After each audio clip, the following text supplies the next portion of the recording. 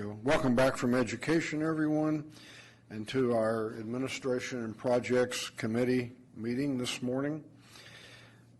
Do we have anybody here for public comment? Seeing none, we'll move on to approval of minutes. Do we have a motion? Motion by Tatson, second by Pierce. All in favor? Aye. Aye. Any opposed? Motion carries. Are there any items anybody would like to take off the consent calendar? I have a motion and motion by Pierce, second by Tatson to approve the consent calendar. All in favor? Aye. Any opposed? That motion carries. And we'll move on to the regular agenda items. Item 18.0, legislative update. Good morning, Chair and Commissioners. As you'll see in your packet, we have a lengthy update from a new firm that we're trying out for a few months, Chambers, Conlon, and Hartwell, who are helping us navigate some of the funding opportunities that are happening in DC at the moment. So there's quite a bit of a report in here on all of the different opportunities, but we will certainly be keeping our eye on the chart at the bottom of page 18-6, the discretionary funding comparison. There's a line item in there for autonomous vehicles or emerging technologies. So we're going to be watching that very carefully to see if we can possibly get our hands on any of that funding. So I'm happy to answer any questions about the federal report, but I know there's also quite a bit happening at the state level, and we have our state advocate, Mark Watts, here to talk you through the end of the session flurry. So, yes. I didn't have any question about the report per se, which I thought was good. I was just curious to know a little more about the firm that we're trying and what our agreement with them is. Sure. It's a short-term agreement for approximately 3 months. We're trying them out because we felt that we weren't necessarily getting kind of the full reporting that we were hoping to get from our previous advocate. So we're trying out a new firm that came highly recommended to us for a short period to see if we like working with them. We will likely go back out for some sort of RFP or RFQ for this contract in the future. Thank you. Good morning. I'm happy to be here today. As Lindsay pointed out, yesterday was the last day of session. Most of the legislation was dealt with by the well before midnight. They even had time to do goodbyes to those departing from the legislature. And there were a few bills that qualified to be eligible to be taken up after midnight, so they worked until about 2 o'clock in the morning. I thought I'd cover some of the bills that I was watching or of interest last night as I go through the report, basically kind of updating the material that's in your binder already. So the first measure is AB 1592, which was Assemblymember Bonilla's bill on your behalf to authorize the pilot program for autonomous vehicles. The last month was probably the most hectic month in terms of dealing with all sorts of ideas of how to improve the bill. The tech industry had some thoughts about language that had been put in by the Senate Transportation Committee. The administration had other ideas about how to structure the bill. Your team here did an awesome job navigating through those waters, and I think there's a bill on the desk that should earn the support for the governor at this point in time. The bill did pass. It's in that window of time where the bill has not quite got to the governor, which means he now has until September 30 to dispense with it. And Lindsay and I are working on making sure that the coalition of support is reflected in new letters to the governor endorsing the bill. So we'll be working on that going forward. Another major bill I reported on in the packet is AB 2170. This started off as a very smart bill to simply take the new federal FAST Act freight program funding that's coming to California on a formula basis, a total of about $580 million over the next 5 years. The governor had previously enacted a bill that said any new monies for freight should go into the old transportation, the TCIF, the Trade Corridor Investment Fund program, which was the methodology used to distribute Prop 1B trade funds. Everybody thought that was a great idea. Mr. Frazier introduced the bill to do that, and then late in the session, the administration came in and said, well, we've got some other ideas about how this should work. As a consequence, the last 2 weeks have been very heavy negotiations between Mr. Frazier, his staff, the pro tem who was backing the secretary in trying to make changes to the legislation, and ultimately it ended up that the $580 million available statewide will be narrowed down to about $360 million for freight projects under the Trade Corridor program process. There's $150 million off the top of this funding that's going to go to land border entry projects, and that really means San Diego and Imperial County. And then in addition, the administration pushed strongly for another earmark of, it ended up at $70 million for grade separations of high importance to the administration. And it's strongly believed that there are a couple in Southern California that would provide improved transportation for the existing rail system that lies in the alignment for the future high-speed rail program, and we think that that funding will be used by the administration for those purposes.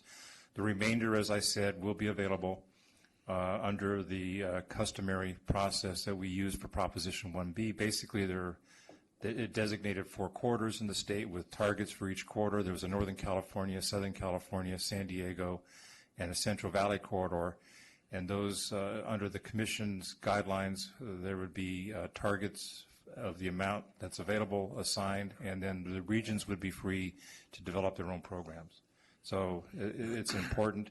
There was one lingering issue. There were 2 issues on that part that we fought on. We won one and we lost one. The one we won is the administration was insisting again that the funding had to be, or the project selection had to be done in collaboration with Caltrans, which means collaboration sounds like it's a good thing. We preferred the word consultation, and that's what we ultimately got in the bill.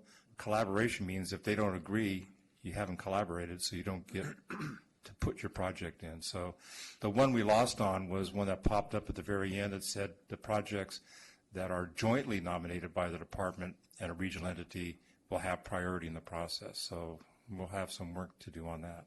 But that's the update on that. The bill did go to the governor last night, and I think Mr. Frazier is probably happy as he can be under the circumstances. I had noted the uncertainty in mid-August about cap and trade, and that was the result of 2, I would call them failed auctions. As you know, no funding was made available, or little funding was made available in those auctions for the major programs under the 60% set aside. However, there was $1.4 billion retained since the last year, since the administration and the legislature could not agree on how to spend the discretionary cap and trade funds. So in the waning days, I think it was 3 days ago, a new plan was put on the table. It appropriates $900 million of the 1.4, leaving the balance as kind of a reserve for the future. The transportation world received out of that 900, 135 million for the TIRCP, which is the Transit and Intercity Rail program. It's administered by the Secretary's office, and the project evaluation is done by Caltrans. They've done two cycles of that so far, and so this 135 will provide funding for a 3rd cycle starting in 2017-18.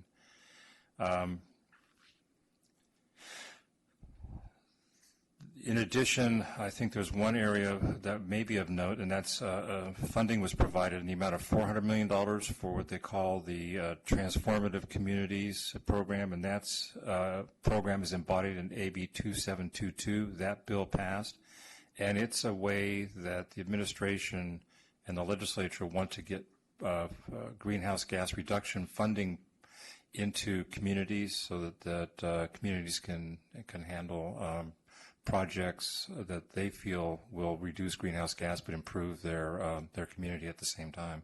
So that bill is kind of a trailer bill to the appropriation bill. They both went to the governor.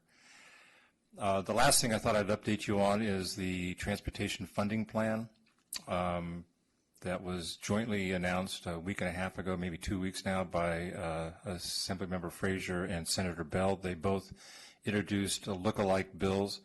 They actually both had made corrective amendments this week, so they still look identical. Mr. Bell's bill, or Senator Bell's bill, is in special session. Assemblymember Frazier's bill is not.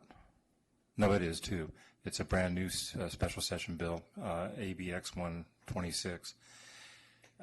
Essentially, the feedback that I hear that they're receiving from their colleagues as we look forward to the remainder of the special session, which can run up to the end of November, is that the $7.4 billion program looks good, is promising, but it relies on some fairly high levels of taxation for gas, diesel, and registration fees. So there's some concern that even within their own caucuses that this may be a bit too robust for the support.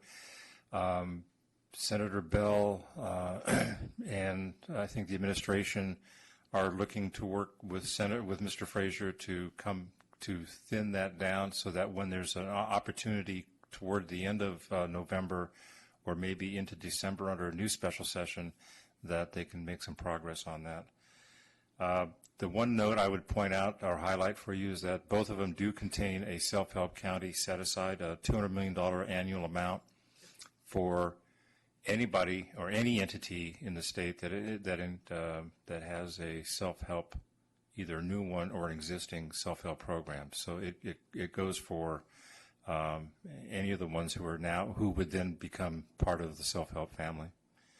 There are other issues out there. Transit remains an elusive issue. There's a proposal, but there have been great hopes to use cap and trade for the transit piece, and with cap and trade looking doubtful, it now will have to be some sort of tax to provide funding for transit statewide, and that's probably the major secondary sticking point that I could point to. So with that, I bring that to a conclusion. Thank you. Commissioner Tesson. Thank you, and thank you for the report. So, with essentially, to use your words, 2 failed cap and trade auctions, what is the state viewing as the future of cap and trade, and how is that factoring into their planning? Well, for now, in terms of, let me just, the biggest effect on cap and trade, if the auctions continue to be in the same vein, is you've got that 60% set aside, which funds a number of transportation programs, including high-speed rail, TIRCP, the local transit assistance program. Looking forward, those, you have to project a low or very small amount until we see an uptick. The analysis so far is that there's trading on the secondary market, and that may be how covered entities are obtaining their credits. There's also some analysis under going on whether the covered entities are actually performing better than had been projected. In other words, the program's working and they don't need to purchase the credits, and so that analysis is going to take a little bit longer. At this point, as I understand it, they plan to continue to attempt to have 4 auctions per year, and based on the prior 2 years, that would have raised $500 million for these purposes, equaling $2 billion in a year. going forward. And that's just, you know, you can't see that right now, so they're being very cautious, and that's why in the package I just described, they retained about a third of it for a reserve. Thank you. Commissioner Pierce? Yeah, question, clarification on the self-help counties piece of it. Yes. So that would be 200 million annually? Correct. So in the current state, it would be 10 million per agency, because we have, what, 20 self-help counties right now? Yeah, there would be guidelines established, and I'm not sure what the distribution formula would be, whether it be an even split or some Or by proportional. size or Yeah. something like that? It's not gonna, you don't think it's going to be a competitive grant program? You don't think it's going to be an allocation of 10 million each? No, I think there will be, I think there will be, I do think there will be a competitive element to it, not for the entire 200 million, but like they did under Prop 1B, where there was a reserved proportion that was competitively established, and the remainder went out on a distribution basis that was more formulaic. Yeah, we were looking more like a fifth. We get a fifth, and everybody else can fight over the rest. I understand. But that's an annual. Correct. We'll take it. One time. Okay, any other questions, comments? Thank you very much. Okay, moving on to item 19, adopt ordinance number 16-04 to amend Chapter 1, Article 9 of the Authority's Administrative Code to add Section 109.5, Digital and Electronic Signatures and Records.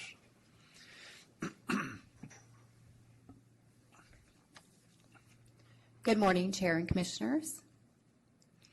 I'd like to start off by providing a brief background on the difference between a digital and electronic signature. An electronic signature, the definition is described on the slide, but basically it is a handwritten signature, an encrypted signature, or a signature with an identifier, or it could be that you simply sign the document and upload it. Electronic signature is backed by the Uniform Electronic Transactions Act, which was adopted in 1999. It has less security features than a digital signature. A digital signature is governed by Government Code Section 16.5, which was adopted in 1995, and basically sets a third-party authentication, which the Secretary of State accepts as a real signature and provides the requirements and the technology requirements. And basically, here's how it works. So John adds his digital signature to the document, which he uses a private key. We all have a private and a public key in the technology world. And basically, the private key would be as simple as a PIN or or a password. And so he would set up his digital signature with a digital ID that would be assigned once he sets it up. And basically, he would enter a password when he adds his digital signature, and then would send it through email to John in the example. And John would identify that it is coming, Mary would identify that it's coming from John due to the public key, which is as simple as an email address.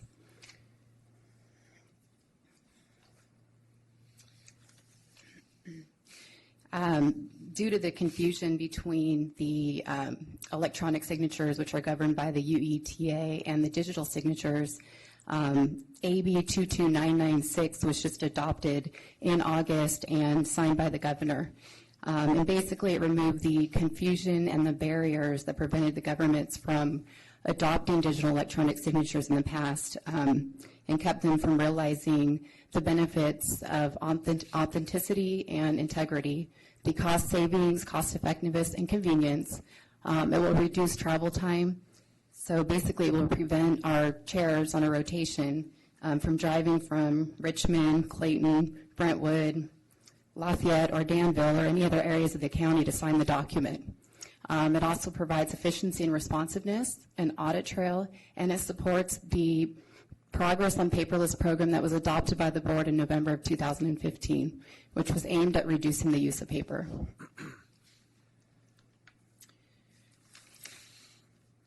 I would personally work with each of the commissioners and the chair to set up their digital signature, and basically the cost will depend on the service. So if we go with the electronic signature, we can utilize the software that we currently have, Adobe, the Microsoft Suite programs, and that can be used for resolutions, ordinance, any internal documents. And so that basically would be utilizing just the software that we already have.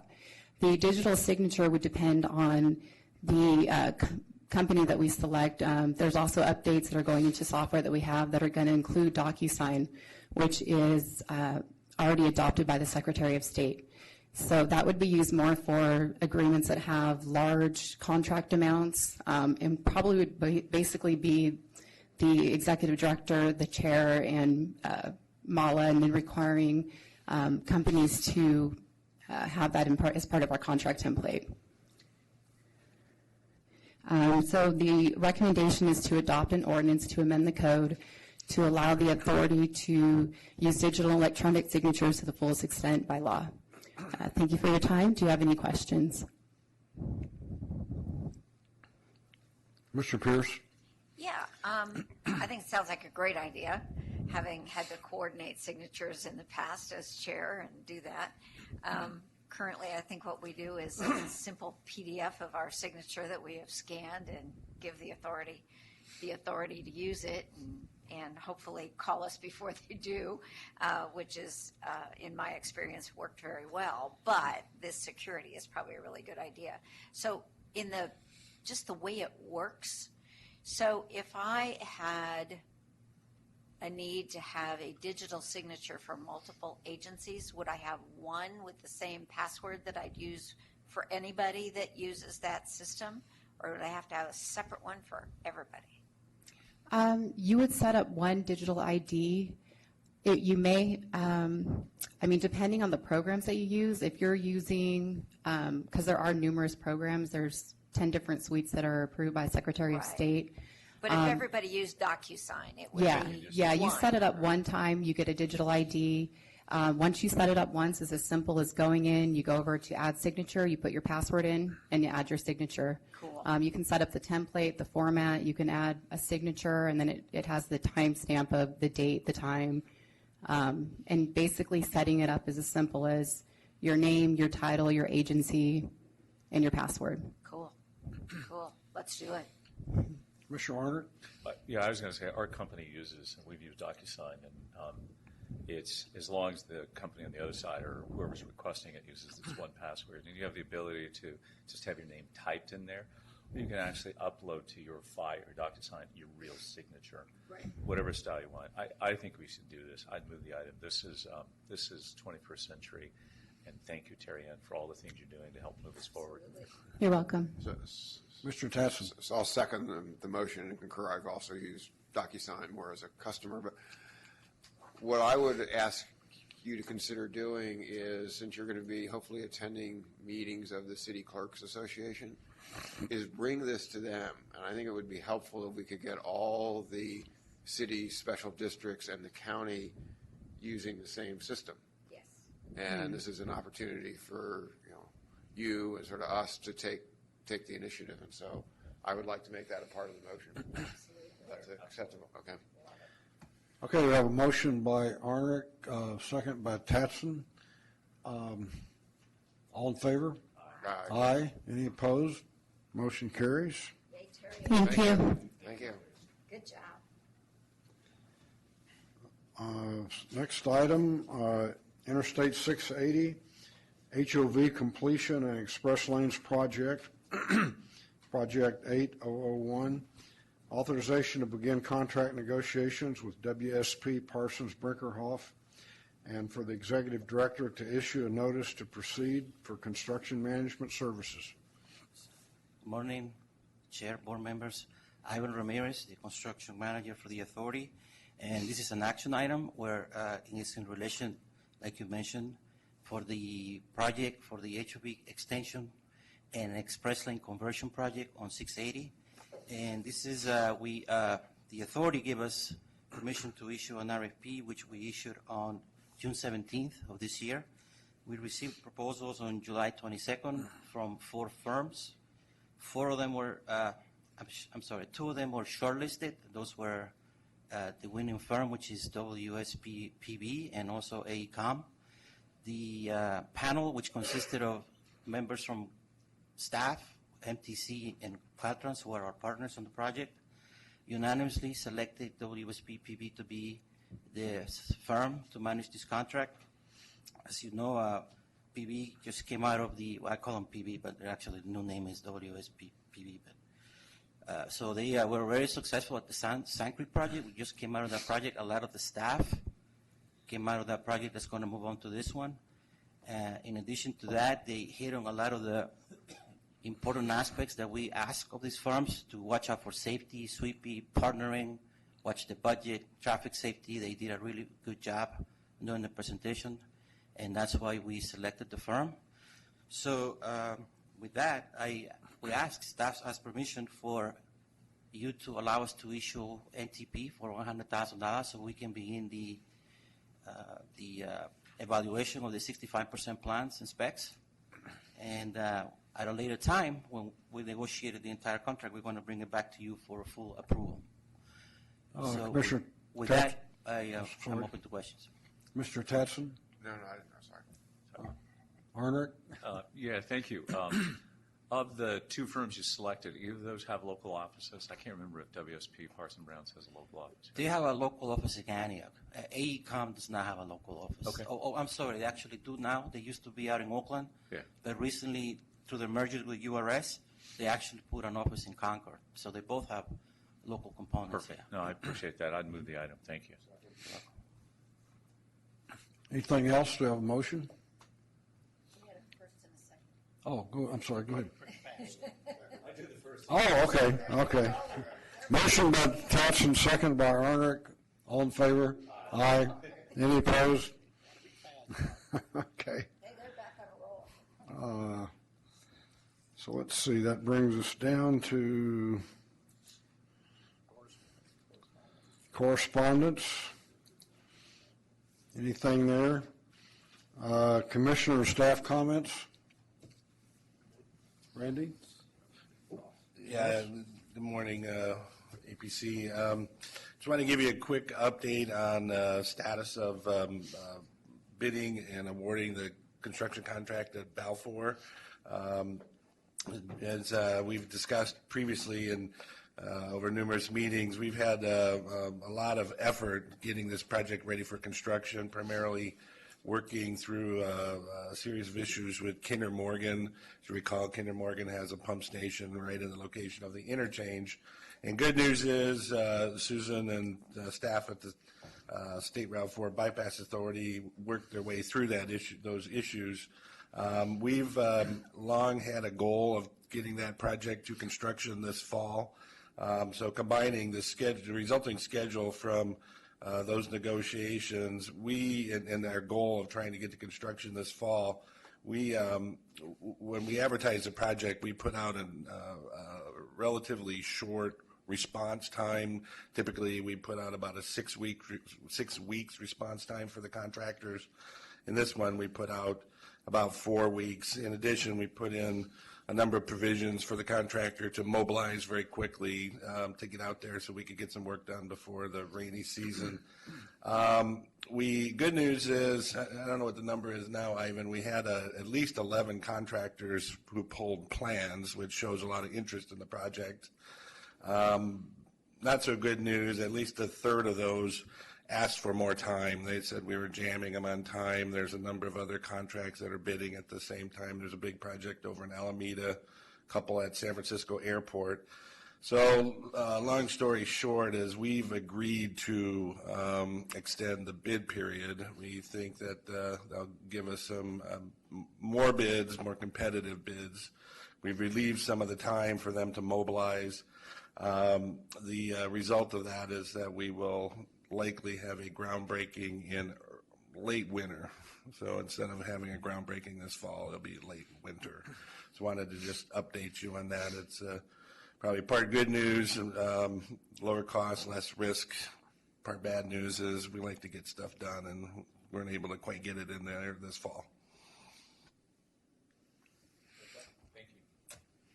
Question. Before election? Before election 2018, no, not, it'll be the groundbreaking, the contract will be, we're going to come here in the November meeting, is that right, Ivan, to approve the contract?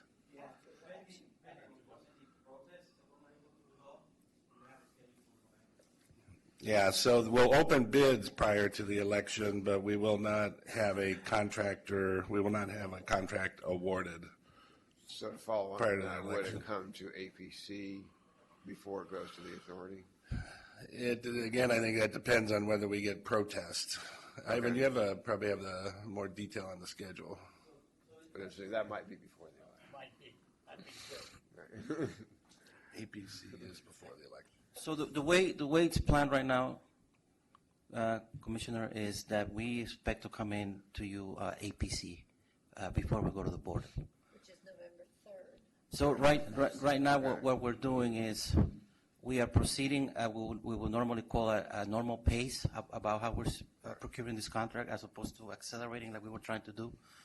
So, but I'm just cautious because we do have potentials to issue addendums that might increase the time allowed for the bidders to submit, and also the fact that we might have protests, which, as you know, we have them all the time now. So, Well, could I just suggest that we put it on our November agenda, and maybe you'll give APC a recommendation, and maybe you'll give us an update. Yeah. What's the bid opening? it's September 29th. September 29th. So we can update you on the results of the bid opening. The 29th is with the extension. Yeah. Okay. So I'm sorry, I just got corrected. September 26th is a Monday. Oh. It's a Monday. But we're going to put in some signs out there regarding the project starting as soon as we have the ability to do so the public will be aware. I mean, we're already working out there, Kinder Morgan is, on our behalf, so it really is our project. So we're going to put some signs as soon as we're able to do that. If you could put those signs up, it would, because I'm speaking here. Yeah, if you could put the signs up, because there's a lot of activity down there right at that main intersection, and it would be good to have signage, because everybody's pretty excited about that, particularly Brooklyn Nights. What we'll do. Neil, do you have something? I just add, I think this is just what our agency does. We're always cautious, opportunity to save some money, and the theory is do it once, do it right. I think we're right on track. And whatever announcements come will come at the appropriate time, and we'll sing praises as the information comes to us. So I think we're headed the right way. So move forward. One more comment. In talking with the executive director, there might be an opportunity to award the contract faster. You did give us authority to take this contract to the executive committee. So everything lines up. I don't know what that's going to do as regards to getting the contractor going out there this winter season, because they might not, they might rather wait, but we definitely can have a contract ready for you. Award is worthy of public announcement at that point in time, and then that will reveal when and where, and I think that's what people want to know. That's the issue. It's our job is to build it. Yeah, they know it's coming, but once we can award it and say, yes, we publicly acknowledge this project is starting, here's the estimated schedule, that's absolutely worthy of all of our attention. So thanks. Okay, any other comments from commissioners, staff? Any other business? Okay, hearing none, we are adjourned.